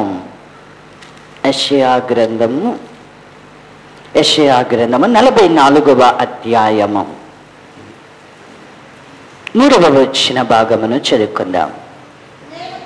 నేను దప్పిగల వాని మీద నీళ్లను, ఎండిన భూమి మీద ప్రవాహ జలములను కృమ్మరించెదను. నీ సంతతి మీద నా ఆత్మను కృమ్మరించెదను. నీకు పుట్టిన వారిని నేను ఆశీర్వదించెదను. నీటి కాలువల వద్ద నాటబడిన నిరవంజి చెట్లు గడ్డిలో ఎదుగునట్లు వారు ఎదుగుదురు. ఒకడు నేను యెహోవా వాడనను, మరి ఒకడు యాకోబు పేరు చెప్పుకొనును, మరి ఒకడు యెహోవా వాడనని తన చేతితో వ్రాసి ఇజ్రాయేల్ అని మారు పేరు పెట్టుకొనను. ఎవరి మీదకి వస్తాయంట నీళ్లు? ఎవరి మీదకి వస్తుందంట? ప్రవాహ జలములు కుమ్మరించబడతాయంట. ఎవరి మీద? ఇక్కడ దప్పిక కలిగిన వాళ్ళ మీదకి నీళ్లు, ఎండిన భూమి మీద ప్రవాహ జలములను దేవుడు ఏం చేస్తున్నాడంట? ఏంటి, ఎందుకు మాట్లాడుతున్నాడు? ఇది భూమిని గురించి కాదు, లేకపోతే దప్పికను గురించి కాదు, కానీ దేవుడు తన ప్రజల మీదకి కుమ్మరించేటువంటి ఆత్మను గూర్చి, దేవుడు తన ప్రజలకు అనుగ్రహింపచేసేటువంటి ఆశీర్వాదమును గూర్చి దేవుడు మాట్లాడుతున్నాడు. నీ సంతతి మీద నా ఆత్మని కుమ్మరిస్తాను. ఇప్పుడు ఏమొస్తుంది? దప్పిక కలిగిన వాళ్ళకి నీళ్లు, ఎండిన భూమి మీద ప్రవాహ జలం. ఏంటి అని అంటే ఏంటంట? దేవుడు తన యొక్క ఆత్మని మన మీద కుమ్మరింపచేస్తాడంట, కుమ్మరిస్తాడంట. ఆయన పుట్టినటువంటి వారిని దేవుడు ఏం చేస్తాడంట? ఆశీర్వదిస్తాడు. ఎవరి మీదకైతే దేవుని యొక్క ఆత్మ దిగొస్తుందో, ఎవరైతే దేవుని యొక్క ఆశీర్వచనాన్ని పొందుకుంటారో అటువంటి వారు ఎలా ఉంటారు అంటేనంట, నీటి కాలువల యొక్క నాటబడిన నిరవంజి చెట్లు గనక ఎలా ఎదుగుతాయో వాళ్ళు అలా ఎదిగి, ఒకడంటాడంట ఏమని, నేను యెహోవా, నాకు ఈ మాట చాలా ఇష్టం. ఒకడు నేను యెహోవా వాడని అంటాడంట.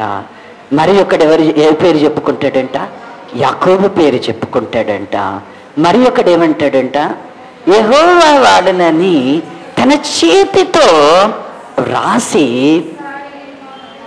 ఇజ్రాయేలు అని మారు పేరు పెట్టుకుంటాడు. అంటే ఇప్పుడు నీవు గనక దేవుని యొక్క వాక్యాన్ని విని నీవు గైకొన్నట్లయితే, దేవుడు ఆత్మ గనక, దేవుని యొక్క ఆత్మ గనక నీ మీదకి దిగి వస్తే నువ్వెలా ఉంటావు? దేవుని ఆశీర్వచనాన్ని నీవు పొందినటువంటి వాడవు. నేను యెహోవా వాడను అని మరి ఒకడు యాకోబు వాడని. ఇంకా శ్రేష్టంగా అంటే ఇది ఇజ్రాయేలు ప్రజలను గూర్చి.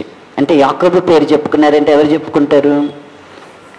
యాకోబు పేరు చెప్పుకున్నారు అంటే ఇశ్రాయేలీలు చెప్పుకుంటారు.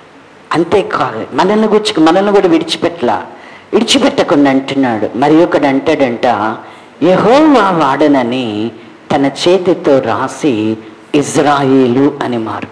ఇప్పుడు ఇజ్రాయేలు అనేది యాకోబు సంతానానికి ఒక్కళ్ళకే కాదు, ఎవరికి ఉందంట? అన్యులమైనటువంటి మనకి కూడా, ఇజ్రాయేలుతో కూడా సమానమైనటువంటి వారసత్వం. అంటే వారసత్వాన్ని దేవుడు మనకి అనుగ్రహం. ఇప్పుడు మనకు కూడా ఏమని పేరు ఉంటుంది? నువ్వు గనక దేవుని యొక్క ఆత్మని మీదకి కుమ్మరింపబడితే, దేవుని యొక్క ఆశీర్వచనాన్ని నీవు పొందితే కనుక నీకు కూడా ఏం పేరు ఉంటుంది? నువ్వు కూడా నీ చేత్తో రాసుకోవచ్చు అంట.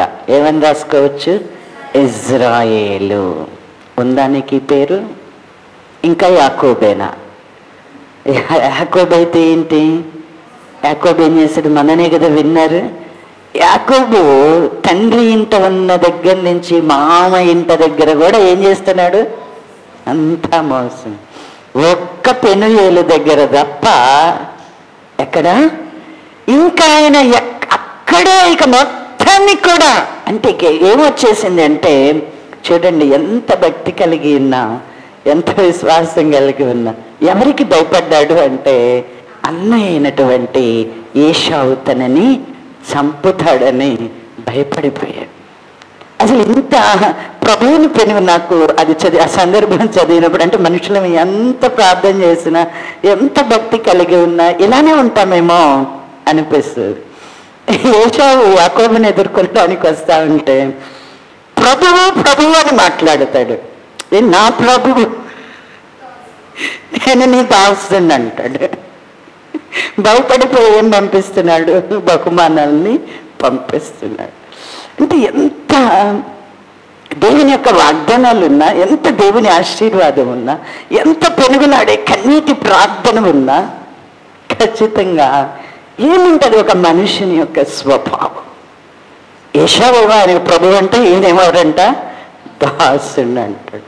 అది చదివినప్పుడు అని మనుషుని యొక్క స్వభావం గుర్తుకొస్తుంది. అంటే మనం ఎప్పటికైనా ఎలా ఉన్నా కూడా మనం ఏదో ఒక దినాన, ఏదో ఒక సమయం మనం ఎంతమందినన్నా బెదిరించవచ్చు, భయపెట్టచ్చు. కానీ మనం భయపడే దినం ఒక దినం వస్తుంది. దేవునికి భయపడే దినం ఒకటి వస్తుంది. ఖచ్చితంగా దీన్ని అన్నడు కూడా మర్చిపోకూడదు. నీకు శ్రేష్టమైన వాగ్దానాలు ఎన్నైనా ఉండొచ్చు. నీవు దేవుని యొక్క ఆశీర్వాదం ఎప్పటి నుంచి ఉంది? ఆశీర్వాదం యాకోబుకి ఎక్కడి నుంచి ఉంది? తల్లి గర్భములో పిండముగా నున్నప్పుడే ఆశీర్వాదమా? ఇక తల్లి గర్భములో ఉన్నప్పుడే ఉందా? అబ్రహాముతో మాట్లాడినప్పుడే ఉన్నది ఆశీర్వాదం కదా. అంటే దేవుడు ఎంత ఆశీర్వదించినా, ఎంతగా తోడై ఉన్నా చూడండి, ఎట్టి భయం అనేది ఏశావును ఆవరించి. మనము ఎన్ని వాగ్దానాలు మనకి ఉన్నా, ఎన్ని ఆశీర్వాదము, ఎంత ఆశీర్వాదం మనకున్నప్పటికీ కూడా మనం దేవుని సన్నిధిలో మనం ఎలా ఉండాలి అంటే, ఇజ్రాయేలు అనే పేరు మనకి కూడా పెట్టబడాలి. ఉందా మనకి ఆ పేరు? నీకుందా? ఖచ్చితంగా దీన్ని పరీక్షించుక. ఇంకా యాకోబు ఉన్నాడా? యాకోబు ఉంటే మాత్రం, యాకోబు అనేది కూడా తీసివేయలేదు. బిలాముతో మాట్లాడు, యాకోబులో ఏ శకునం లేదంట, యాకోబులో ఏ వంకరతనం లేదంట, యాకోబులో ఇంకా దాని గురించి రాయబడి ఉంటుంది. బిలాము గారు ప్రవచిస్తూ ఉంటాడు. అంటే ఆ పేరు ఏదో మోసగాడు అనేటువంటి అర్థమనిస్తుంది, కానీ యాకోబులో ఏ వంకరతనం లేదని యాకోబుని గూర్చి, అంటే ఇజ్రాయేలు ప్రజలందరిని గూర్చి మాట్లాడుతూ ఉన్నాడు. కాబట్టి మనం ఆశీర్వచనం పొందాలి అంటే మనం ఏం ఫలించాలా? మనం ఆశీర్వచనాన్ని పొందాలి. దేవునికి అనుకూలమైనటువంటి, వ్యవసాయకునికి అనుకూలమైనటువంటి పైరుని మనము ఫలిస్తే ఆశీర్వచనం పొందుతాం. అంతేకాని మనము దేవుని యొక్క వాక్యాన్ని విని వాక్య ప్రకారముగా మనము నడుచుకోకుండా, దేవుని యొక్క ఆత్మచేత మనము నింపబడి దేవుని యొక్క కృపావరాలను పొంది పరిశుద్ధాత్మలో మనం పాలివారమై వీటన్నిటిని కూడా ఎరిగి దేవునికి అనుకూలమైనటువంటి పైరుని మనం ఫలించకపోతే, ఏంటి పైరును ఫలించడం అంటే? దేవునికి తగినట్లుగా మన విశ్వాసం కానివ్వండి, మన ప్రార్థన కానివ్వండి, మన నోట నుండి వచ్చే మాటలు కానివ్వండి, మనం చేసే క్రియలు కానివ్వండి, మనం నడిచే మార్గములు, ఇవి అన్నీ మన సకల ప్రవర్తన కూడా ఎలా ఉండాలి అంటే దేవునికి తగినట్లుగా, ఆయన నామమునకు మహిమ కలుగునట్లుగా మన క్రియలు, మన సమస్త ప్రవర్తన, మన నడతలన్నీ ఉండాలి.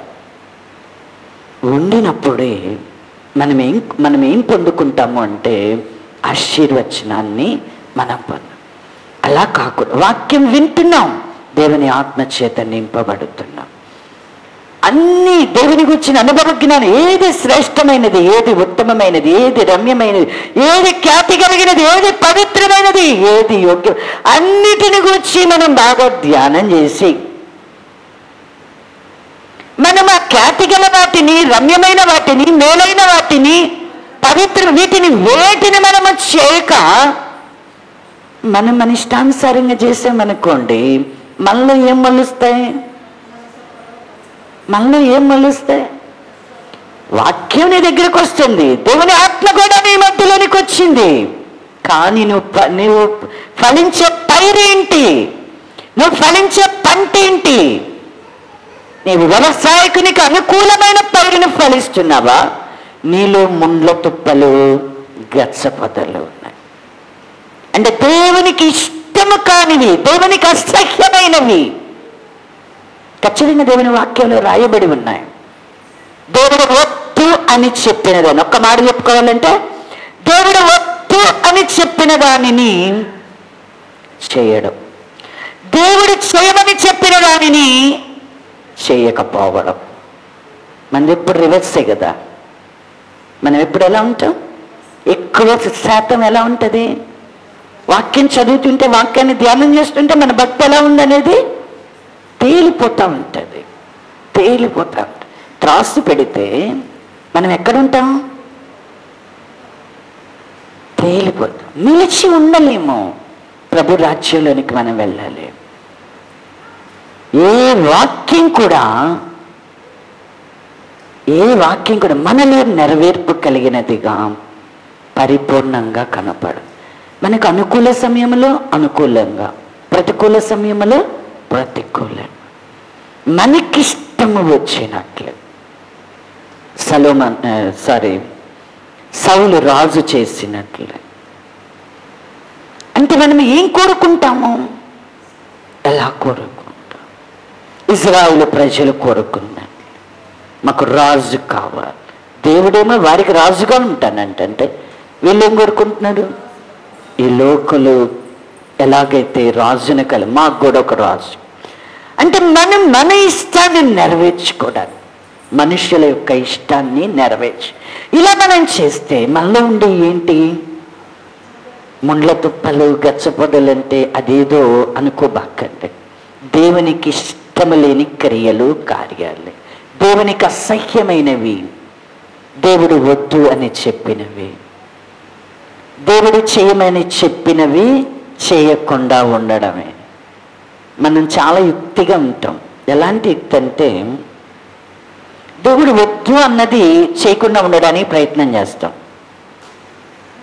కానీ చెయ్యమన్నది చేయడానికి మాత్రం ఇష్టపడు. ఎంత యుక్తిగా ఉంటామంటే, దేవుడు వద్దు అంటే నేను చేయలేదు అంటాం. ఎవరిలాగా బామ్మగారులా. నువ్వు వాడితో వెళ్ళొద్దయ్యా, నేను వాడిని ఆశీర్వదించాను, నువ్వు శపించకూడదు అన్నాడు. ఏమంటున్నాడు? ఉన్నది ఉన్నట్టు చెబుతున్నాడు, కానీ ఏం చేస్తున్నాడు? తను వెళ్ళాల్సిన త్రోవలో మాత్రం తను వెళ్తానే ఉన్నాడు. తను ఆశించేది మాత్రం తనకు ఆశిస్తానే ఉన్నాడు. అంటే మనం ఎలా, మన హృదయంలో నువ్వు చెప్పిందే నేను చేస్తాను అన్నట్టుగా ఉంటాం. నువ్వు వద్దంది నేను చేయనయ్యా అంటాం, కానీ చెప్పింది మాత్రం చెయ్యం. దేవుడు మనల్ని ఇష్టపడతాడా? దేవుడు మనల్ని కోరుకుంటాడా? వద్దు అన్నది మానివేసిన నీవు చెప్పింది చేయటం కూడా నేర్చుకుంటేనే సంపూర్ణతలోనికి వస్తావు. చెప్పింది చేయాలి. నిన్ను నిందించే వారిని నువ్వు నిందించద్దు, నీవు ప్రతిగా దూషించద్దు. నీకు కీడు చేస్తే నీవు ప్రతిగా కీడు చేయబాక. కీడు చెయ్యను ప్రభువా, నేను చెయ్యను ప్రభువా, నేను నిందించను ప్రభువా, నేను దూషించను ప్రభువా, నా నోటికి నా నాలుకకి నువ్వు కాపు పెట్టు ప్రభువా అంటాం. ప్రేమించు, క్షమించు అంటే దీనికోసం అయితే ప్రార్థన చేస్తాం. ఎందుకు? మాట్లాడకుండా ఉండడం కోసం, నిందించకుండా దూషించకుండా ఉండడం కోసం. కానీ ప్రేమించు, క్షమించు అంటే ఇది కాని పని. సంఘములో ఉన్న పెద్ద లోపం ఏంటంటే ఇదే. అవునా కాదా? ప్రేమించు, క్షమించు, ప్రభు ప్రేమించినట్లు ప్రేమించు. ఏం మాట్లాడతాం? ఎలా మాట్లాడతాం? ఇది ఎలా సాధ్యం అవుతుంది, ఇది ఎలా సాధ్యం అవుతుంది అనేటువంటి ఆలోచన. కానీ ప్రేమించడానికి మనల్ని మనం అప్పగించుకుంటే అది అసలు ఎంత మధురంగా ఉంటుందో తెలుసా? ద్వేషం అనేది చేదుగా ఉంటుంది. నువ్వు ఎంత మధురమైన పదార్థాలు, శ్రేష్ఠ పదార్థాలు తిను, నీ జీవితంలో ఏముంటుందంటే చేదే ఉంటుంది. కానీ ప్రేమించడం నేర్చుకో. నువ్వు ఎంత చేదు అనుభవాలని చూసినా కూడా నీ అనుభవం ఎలా ఉంటుందంటే, నువ్వు మారాగా ఉండవు, మధురంగా మార్చబడతావు, మధురమైపోతుంది నీ జీవితం అంతా కూడా. ఇప్పుడు నయోమిలాగా మనం అనాలా? ఏమని? మారా అని అలా అనకూడదు. మనం ఎలా మార్చబడాలా? మధురముగా మార్చబడాలి. మన జీవితంలో ఏమున్నది? తనకైతే జీవితంలో తన సమస్తాన్ని పోగొట్టుకొని నన్ను నయోమి అనకూడే అంతే కదా. సమృద్ధి గలదాననే రిక్తరాలనే వచ్చాను. కానీ మనమైతే మనలో చేదు పెట్టుకొని మనం మధురమైనటువంటి ఫలాల కొరకు ఆశపడు. మనలో ఉన్న చేదు పోతే అసలు మనమే ఒక మధురమైనటువంటి ఫలముగా మారి అనేకులు మనల్ని భుజించేటట్లుగా మనమే ఒక ఫలంగా మారిపోతాం. మన దగ్గరికి వచ్చిన వాళ్ళందరూ కూడా ఏమవుతారు?